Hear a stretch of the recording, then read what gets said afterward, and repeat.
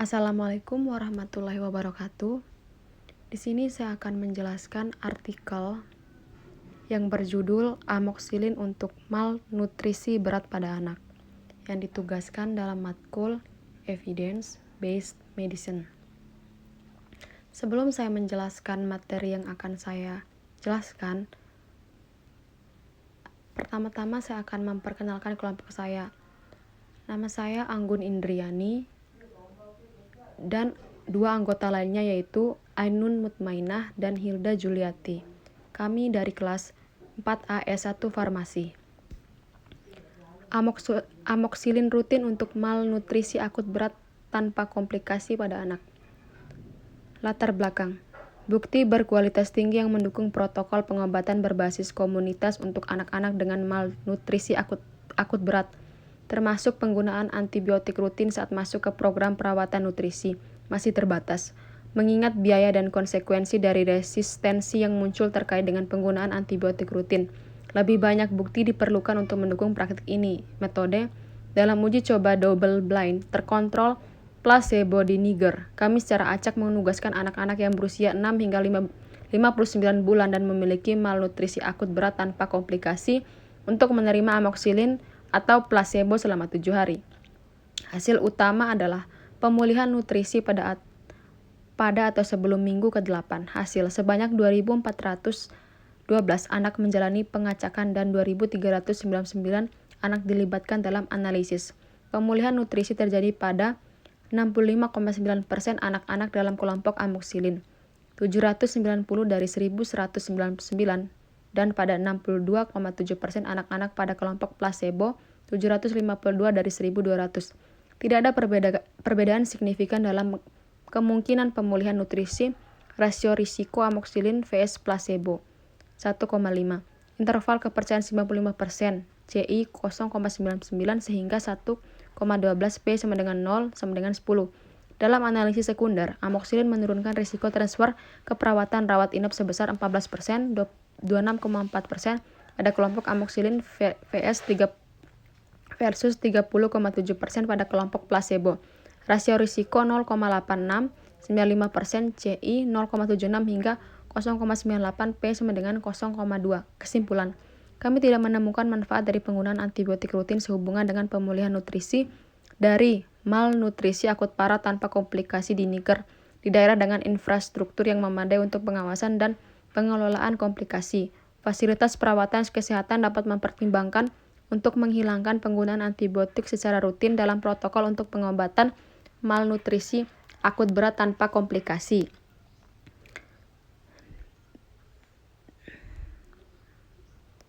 Setiap kali kekurangan gizi akut mempengaruhi sekitar 19 juta anak di bawah usia 5 tahun di seluruh dunia dan berkontribusi besar terhadap kematian dan beban penyakit di antara anak-anak.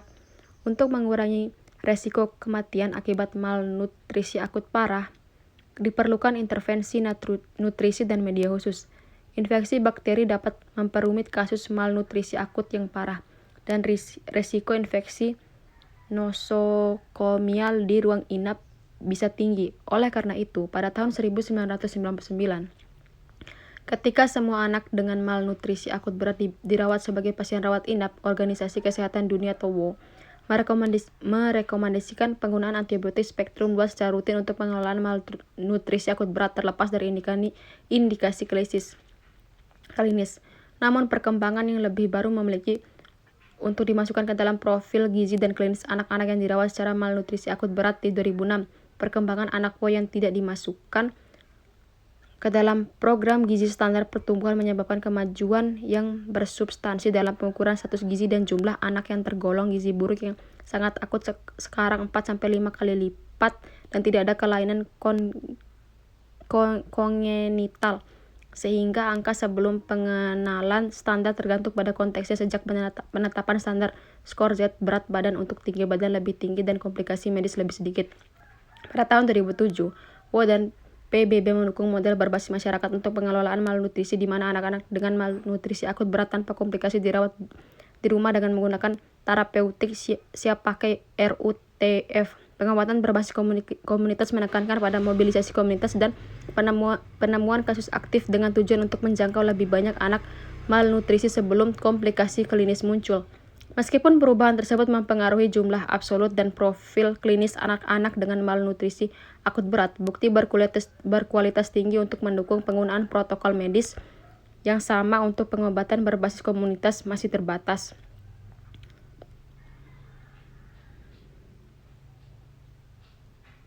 Hanya satu percobaan acak sebelumnya yang meneliti penggunaan rutin antibiotik dalam pengobatan berbasis komunitas untuk malnutrisi akut yang parah. Temuan dari uji coba yang dilakukan dengan baik di Malawi yang dilaporkan pada tahun 2013 menambah bukti penting untuk menginformasikan pedoman internasional, tetapi populasi penelitian berisiko tinggi yang ditandai dengan beban infeksi, kwashiorkor, dan human immunodefisiensi virus HIV yang tinggi mempersulit penelitian ini. Untuk menggeneralisasi temuan sang profesional, biaya tata bahasa dan konsekuensi kesehatan masyarakat dari resistensi antibiotik yang muncul terkait dengan penggunaan antibiotik rutin memerlukan lebih banyak bukti untuk mendukung praktik lanjutan. Kami menyajikan hasil uji coba acak double blind terkontrol placebo di Niger yang menilai efek penggunaan amoxicillin rutin pada pemulihan nutrisi pada anak-anak dengan malnutrisi akut yang parah. Lokasi studi dan populasi. Penelitian dilakukan di tempat pusat kesehatan di distrik kesehatan pedesaan Madarounfa, Niger. Semua anak yang datang ke pusat studi yang merupakan kandidat untuk pengobatan rawat jalan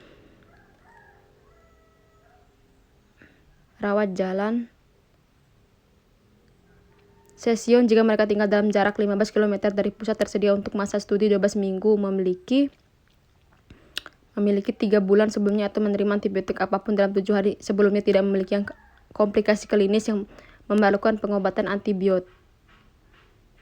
Informed consent tertulis diperoleh dari orang tua atau wali hukum setiap anak. Kriteria rawat jalan untuk malnutrisi akut berat adalah usia antara 6 dan 59 bulan, skor Z berat untuk tinggi kurang dari 3 menurut standar pertumbuhan World 2006, lingkar lengan atas kurang dari 115 mm atau keduanya, nafsu makan yang cukup menurut uji makan RUTF, dan tidak adanya komplikasi klinis yang memerlukan rawat inap, termasuk edema bipedal. Deskripsi rinci dari populasi penelitian dan metode disediakan dalam lampiran tambahan dan protokol. Tersedia dengan teks lengkap artikel ini di NEJM.org.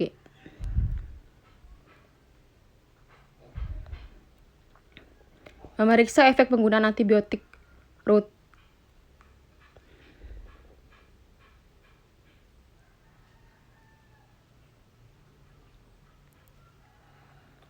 Pengawasan studi. Protokol penelitian telah disetujui oleh Komite Konsultatif Nasional Etique Niger dan Komite de Protection des Personnes Le de France 11 Paris. Sebuah data independen dan Dewan Pemantau Keselamatan dan meninjau kemajuan studi dan peristiwa keselamatan. Semua penulis menjamin keakuratan dan kelengkapan data dan analisis yang dilaporkan penulis pertama, ketiga, dan terakhir menjamin kesetiaan penelitian terhadap protokol.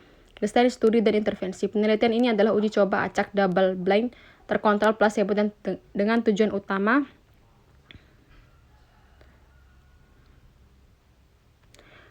memeriksa efek penggunaan antibiotik rutin dibandingkan dengan placebo pada pemulihan nutrisi dari malnutrisi akut berat tanpa komplikasi. Amoxicillin dipilih sebagai obat studi aktif sesuai dengan pedoman nasional saat ini di Niger. Anak-anak secara acak dalam rasio 1:1 dan dalam blok 6 yang dihasilkan komputer untuk menerima amoxicillin 80 mg per kilogram berat badan per hari dibagi menjadi 2 dosis harian atau placebo selama 7 hari. Kode pengecekan dibuat dengan generator nomor acak terkomputerisasi menurut lokasi, disimpan di dalam amplop buram tertutup bernomor urut dan dibuka oleh dokter studi dalam urutan numerik. Seorang perawat studi memberikan dosis pertama obat studi di pusat kesehatan dan menginstruksikan pengasuh dalam memberikan dosis yang tersisa di rumah, mengikuti standar dan ENS dievakuasi pada kunjungan mingguan pertama di rentanan antimikroba dinilai melalui pertanyaan langsung dari pengasuh dan sarana difusi disbakteremia dan bakteriuria. Untuk ulasan kalender gambar yang mereka rumah didefinisikan sebagai darah dan urin positif. Pemberian obat studi amoksi budaya masing-masing bakteri Gastroenteritis dan placebo diperoleh dengan biaya dari pelayanan obat investigasi Perelman School of Medicine, University of Pennsylvania. Dibedakan dalam warna dan kemasan, semua tersedia untuk tim klinis dalam 1 hingga 3 hari. Anggota staf klinis dan penelitian tidak mengetahui tugas pengobatan. Prosedur studi. Semua anak menerima perawatan standar untuk pengobatan rawat jalan untuk malnutrisi akut berat tanpa komplikasi sebagaimana ditentukan dalam pedoman Medicines Sans Frontiers dan pemerintah Niger. Singkatnya, pada saat masuk ke program gizi, anak-anak menerima RUTF 170 kal per kilogram per hari, plum pinut, Nutriset, dan obat-obatan rutin.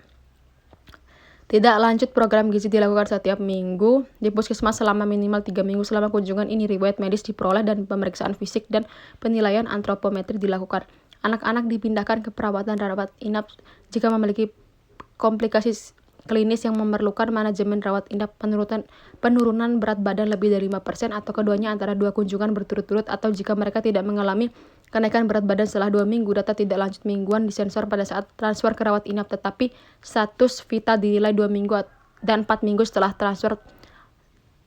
tanggal transfer. Anak-anak terlihat di pusat kesehatan studi pada 4, 8, dan 12 minggu setelah pendaftaran studi. Terlepas dari status mereka dalam program gizi, pemeriksaan fisik, anamnesis, dan penilaian antropometrik diulang pada kunjungan tindak lanjut ini. Pengujian laboratorium.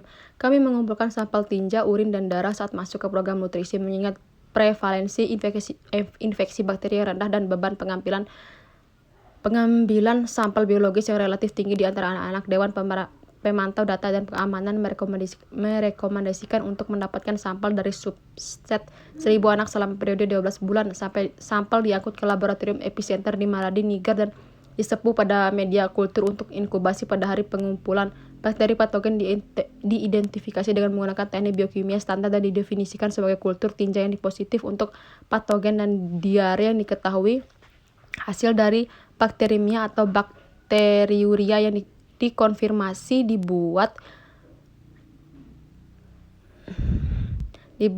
kunjungan rumah dilakukan pada hari yang sama atau hari berikutnya untuk menentukan status klinik anak dan pengobatan yang tepat diberikan.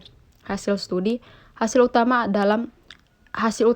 adalah pemulihan nutrisi dalam 8 minggu. Pemulihan nutrisi didokumentasikan pada atau setelah 3 minggu jika seorang anak memiliki skor Z berat badan untuk tinggi 2 atau lebih tinggi pada 2 kunjungan berturut-turut dan lingkar lengan atas 115 mm atau lebih besar jika tidak ada komplikasi akut atau edema setidaknya selama 7 hari, dan jika anak telah menyelesaikan semua pengobatan antibiotik dan antimalaria pada saat keluar dari program gizi.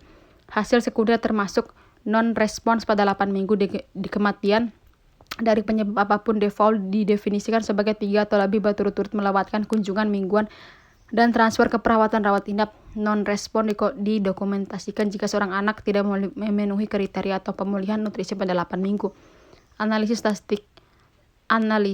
statistik. Kami menghitung bahwa sampel dari 1.005 anak di setiap kelompok akan memberikan penderita dengan 8%.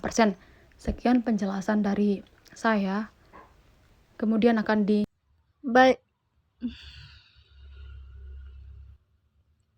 Baik, saya akan melanjutkannya. Antara Oktober 2012 dan November 2013, total 16.421 anak datang ke 4 pusat kesehatan KBR 1. Sebanyak 2.412 anak-anak secara acak ditugaskan ke kelompok studi. 13 kemudian dikeluarkan untuk pelanggaran protokol dan 2.399 anak 1199 dalam kelompok amoxicillin dan 1.200 pada kelompok placebo dimasukkan dalam analisis akhir. Karakteristik dasar serupa pada kedua kelompok tanpa perbedaan yang relevan secara klinis. Tabel 1, semua pengasuh menerima konseling dan tes HIV sukarela. 1 anak dipastikan HIV positif dan dimasukkan dalam penelitian. Hasil program dikaitkan dengan semua anak pada 8 minggu setelah masuk ke program gizi. Tingkat kepatuhan yang dilaporkan didefinisikan sebagai penyelesaian semua 7 hari dari regimen penelitian adalah 99% dan tidak berbeda secara signifikan antara kedua kelompok. Pengeluaran utama. Secara keseluruhan, 64% dari anak-anak yang terdaftar dalam penelitian 1542 dan dari 2399 pulih dari malnutrisi akut parah. Tambahan, tidak ada analisis post hoc yang disignifikan perbedaan kelompok dalam kemungkinan pemulihan nutrisi. Rasio risiko dengan amoxicillin versi placebo 1,05. Interval kepercayaan 95%, 0,99 hingga 1,12. Tabel 2. Di antara anak-anak yang sembuh, waktu pemulihan secara signifikan lebih pendek dengan amoxicillin dibandingkan dengan placebo, dengan durasi pengobatan rata-rata 28 hari dibandingkan 30 hari. Amoxicillin tidak memiliki efek yang signifikan di antara anak-anak dengan infeksi bakteri yang dikonfirmasi saat masuk ke program gizi. Tabel S1 dalam lampiran tambahan, dan efeknya tidak berbeda secara signifikan menurut usia atau jenis kelamin untuk interaksi. Hasil sekunder 1. Risiko non-response pada 8 minggu, default dan kematian serupa pada kedua kelompok. Tabel 2 ada interaksi yang signifikan antara usia dengan resiko kematian P 0,04 untuk interaksi. Amoxicillin cenderung mengurangi risiko kematian dan di antara anak-anak yang berusia 24 bulan atau lebih. Rahasia risiko. Di bawah ini ada jurnal kedokteran. 16.341 anak-anak dinilai untuk kelayakan, 13.829 dikecualikan, 15.678 memiliki WHZ 3 atau lebih tinggi dari MUAC 115 mm. 3.164 tidak tinggal di daerah tangkapan air studi. 3.110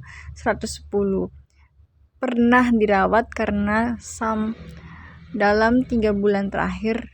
522 memiliki komplikasi klinis yang membutuhkan antibiotik pengobatan saat masuk. 356 bukan usia 6-59 bulan. 352 pernah mendapatkan antibiotik dalam 7 hari terakhir. 221 mengalami edema. 188 tidak memiliki nafsu makan yang cukup. 95 tidak ada untuk masa studi 3 bulan. 93 memiliki kondisi klinis yang memerlukan rawat inap. 30 memiliki kelainan kongenital. 15 tidak memiliki persetujuan yang diberikan. 5 pernah melaporkan alergi kacang. 2.412 mengalami pengacakan. 1.202 ditugaskan untuk menerima placebo. 1.210 ditugaskan untuk menerima amoxicillin. 2 dikecualikan untuk protokol pelanggaran. 11 dikecualikan untuk protokol pelanggaran. 1.200 diikut sertakan dalam analisis. 1.159 diikut sertakan dalam analisis. Jumlah anak yang dinilai kelayakan ditugas secara acak ke kelompok studi dan diikut sertakan dalam analisis. 0,24 95% C1, 0,03 hingga 2,12, tetapi tidak di antara anak-anak di bawah usia 24 bulan. Rasio risiko 3,04 95% C1, 0,21 61 hingga 15,01. Sebanyak 13 anak meninggal selama pengobatan, 7 pada kelompok amoxicillin dan 6 pada kelompok placebo. Tabel 2, waktu kematian tidak berbeda secara signifikan antara kelompok 29 hari pada kelompok amoxicillin dan 18 hari pada kelompok placebo 0,40. Amoxicillin secara signifikan menurunkan risiko keseluruhan transfer ke perawatan rawat inap dan risiko transfer dalam 2 minggu pertama. Tabel 2 dan tabel S2 dalam lampiran tambahan. Tidak ada perbedaan yang signifikan antara kelompok dalam waktu rata-rata untuk transfer ke rawat inap 25 hari pada kelompok amoxicillin dan 24 hari pada kelompok placebo. 0,62. Kami tidak menemukan efek intervensi di antara anak-anak yang dipindahkan ke perawatan rawat inap untuk berat badan, kehilangan atau kekurangan berat badan, tetapi amoxicillin secara signifikan mengurangi risiko transfer komplikasi klinis secara umum sebesar 31% dan untuk gastroenteritis akut pada khususnya sebesar 33%. Intervensi penelitian tidak berpengaruh pada risiko transfer ke perawatan rawat inap di antara anak-anak dengan infeksi bakteri, dan tidak ada bukti efek heterogen menurut usia atau jenis kelamin. Tidak ada kasus alergi parah atau anafilaksis yang diidentifikasi. Tak satu pun dari komplikasi klinis atau kematian dilaporkan terkait dengan obat studi. Amoxicillin secara signifikan mempercepat kenaikan awal berat badan dan lingkar lengan atas tanpa efek signifikan pada penambahan tinggi badan selama pengobatan. Tabel 3. Frekuensi diare lebih rendah pada kelompok amoxicillin dibandingkan kelompok placebo pada minggu 1. Tanpa efek amoxicillin tidak pada timbulnya gejala klinis lainnya. Prevalensi keseluruhan infeksi bakteri dalam darah, urin, dan tidak dari anak-anak dengan diare rendah. Tabel 4. Kemungkinan resistensi terhadap amoxicillin adalah 35% untuk enterobakteri yang diisolasi dari tinja pada anak-anak dengan diare dan 66% untuk enterobakteri yang diisolasi dari darah.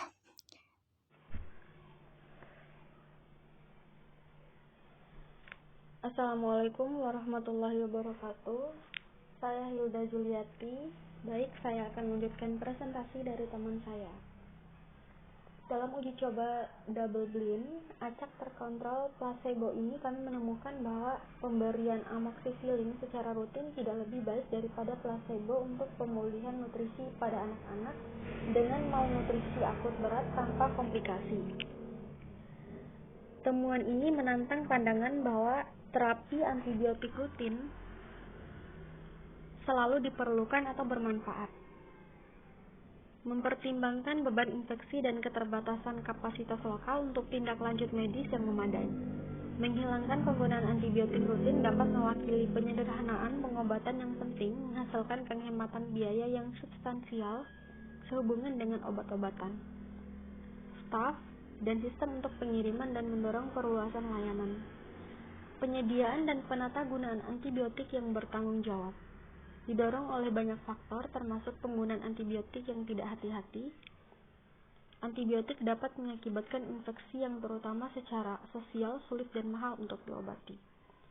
Data Kementerian Kesehatan dari Distrik Kesehatan Madaro Unfa menunjukkan bahwa penggunaan antibiotik secara rutin untuk pengobatan malnutrisi akut berat menyumbang 15% dari semua penggunaan antibiotik di antara anak-anak di bawah usia 5 tahun. Studi kami menunjukkan bahwa amoxicillin mengurangi risiko transfer ke perawatan rawat inap sebesar 14% dibandingkan dengan placebo. Tinjauan lebih lanjut mengungkapkan 3 wawasan penting. Pertama, 53% anak-anak dipindahkan ke perawatan rawat inap sesuai dengan protokol penelitian. 49% pada kelompok amoxicillin dan 56% pada kelompok placebo. dirawat di rumah sakit karena beberapa pertimbangan termasuk kendala operasional seperti kapasitas yang terbatas, hanya 50% anak yang memenuhi syarat untuk perawatan rawat inap karena penurunan berat badan atau kurangnya penambahan berat badan yang diterima. Amoksisilin mengurangi risiko rawat inap berpotensi menjadi titik akhir sekunder yang lebih spesifik dan dapat digeneralisasikan daripada transfer ke perawatan rawat inap sebesar 24% dibandingkan dengan placebo. Kedua, di antara anak-anak yang dirawat di rumah sakit tidak ada resistensi terhadap perbedaan antar kelompok yang signifikan dalam rata-rata lama perawatan 4,9 hari pada kelompok amoksisilin dan 4,4 hari pada kelompok placebo. Atau tingkat pemulihan masing-masing 94% dan 96%. Anak-anak di kedua kelompok pulih dengan cepat, menunjukkan bahwa perawatan rawat inap yang memadai dapat mengurangi resiko yang terkait dengan tidak adanya penggunaan antibiotik rutin. Ketiga, amoksisilin secara khusus mengurangi resiko transfer ke rawat inap untuk komplikasi klinis akibat gastroenteritis. Ini adalah temuan yang tidak terduga, karena virus dan parasit yang terutama bertanggung jawab atas gastroenteritis pada anak kecil tidak sensitif terhadap amoksisilin.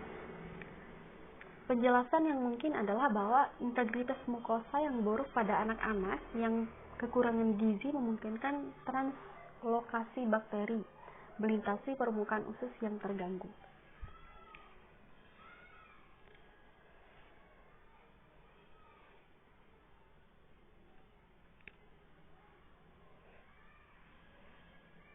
Dalam bakterimia,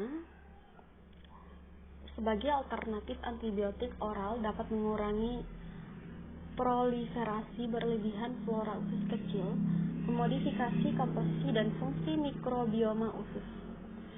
Satu studi acak lainnya dari Malawi mengevaluasi efek terapi antibiotik rutin untuk malnutrisi akut berat tanpa komplikasi.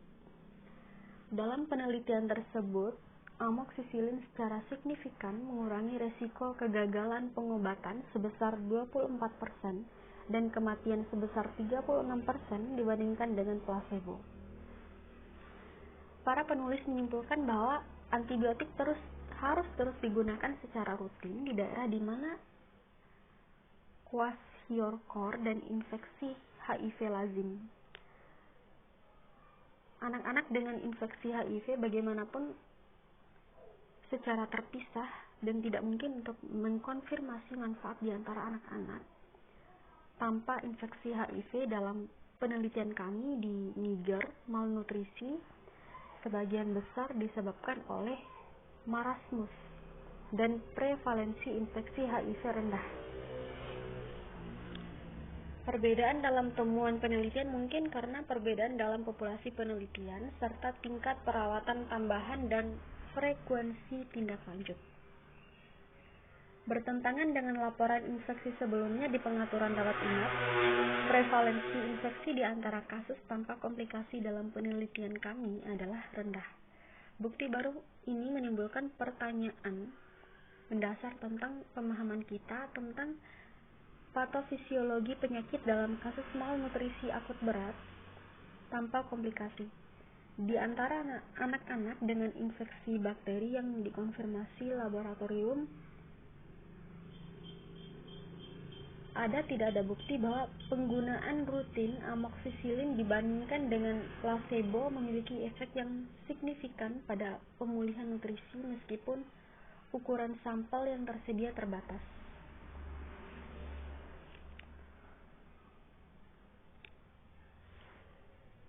Kami menemukan bahwa penggunaan amoksisilin rutin memberikan beberapa manfaat dibandingkan placebo dalam hal penambahan berat badan. Jangka pendek, kenaikan berat badan awal yang lebih besar pada kelompok amoksisilin tampaknya berkontribusi pada waktu pemulihan yang sedikit lebih cepat, rata-rata 2 hari. Namun, tanpa bukti efek jangka panjang pada berat badan atau tinggi badan manfaat awal pertumbuhan dari penggunaan antibiotik rutin mungkin terbatas. Di Malawi, cek dinir tapi tidak dikaitkan dengan peningkatan yang dinilai penambahan berat badan dibandingkan dengan placebo. Penelitian kami memiliki beberapa keterbatasan utama. Pertama, kami mengasumsikan kemungkinan pemulihan nutrisi sebesar 80% yang tidak tercapai, dan kami tidak dapat mengesampingkan kemungkinan bahwa amoksisilin memiliki efek perlindungan 12% atau efek berbahaya 1%. Pada pemulihan nutrisi kedua, meskipun penelitian ini tidak dirancang untuk memperkirakan efek pada kematian, angka kematian lebih rendah dari yang diharapkan dan dilaporkan sebelumnya. Ketiga, penelitian ini terbatas pada suatu regimen yang konsisten dengan protokol nasional. Oleh karena itu, kami meninggalkan pertanyaan yang tidak terjawab apakah regimen antibiotik alternatif seperti regimen dengan dosis yang menyebabkan perubahan farmakokinetik pada anak-anak dengan malnutrisi berat.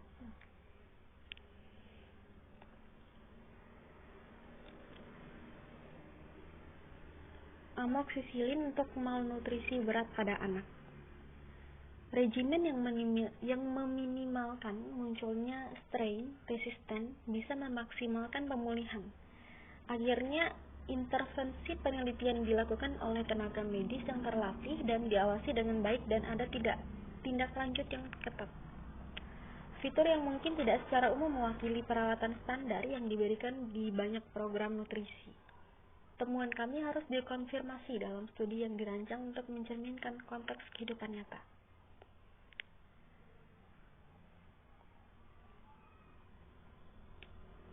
Mitra mengenai penggunaan rutin antibiotik dalam pengobatan malnutrisi akut berat tanpa komplikasi.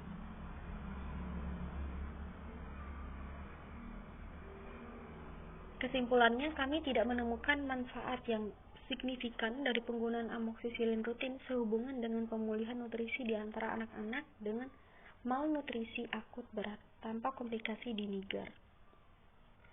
Temuan kami memberikan informasi yang berguna bagi otoritas kesehatan masyarakat dan penerapannya.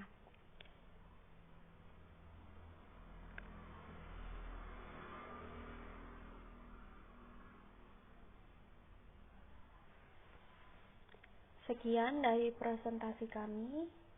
Lebih dan kurangnya kami mohon maaf. Wassalamualaikum warahmatullahi wabarakatuh.